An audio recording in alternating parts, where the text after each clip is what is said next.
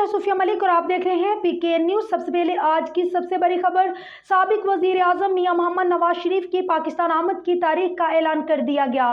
नवाज शरीफ 21 अक्टूबर को पाकिस्तान वापस पहुंचेंगे। सरदार ताहिर महमूद की रिपोर्ट। लंदन में कायद मुस्लिम लीग नून साबिक वजीर आजम मियां मोहम्मद नवाज शरीफ की जेर सदारत इजलास हुआ। इजलास में शहबाज शरीफ, सुलेमान शहबाज, हसन नवाज भी शरीक हुए।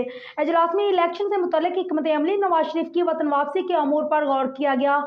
इजलास में इलेक्शन से मुतल्लिक पीपल्स पार्टी के मौक़िफ़ पर भी गौर किया गया। नून लीग के सदर शहबाज शरीफ का कहना है कि नवाज शरीफ 21 अक्टूबर को पाकिस्तान पहुंचेंगे। बताया गया है कि नवाज शरीफ लाहौर एयरपोर्ट पर उतरेंगे, जहां पर नवाज शरीफ का नून लीग की जानिब से भरपूर इस्तकबाल किया जाएगा। नवाज शरीफ के इस्तकबाल के लिए पाकिस्तान के तमाम इलाकों और शहरों में पार्टी कारकुनान रैलियों का इनेकाद भी करेंगे।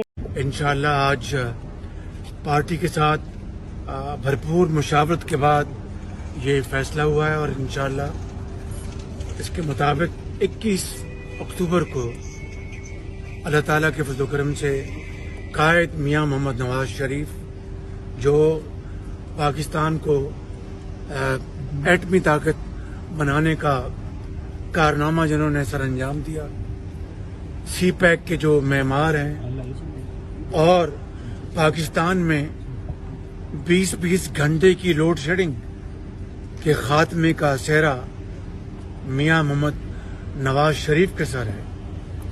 और आप सब जानते हैं कि पाकिस्तान को एटमी ताकत ना बनाने के एवज जो पैकेज ऑफर किया गया मियां मोहम्मद नवाज शरीफ को, उन्होंने शुक्रिया के साथ उसको माजत कर ली कि पाकिस्तान का मफाद $5 अरब से कहीं ज्यादा है।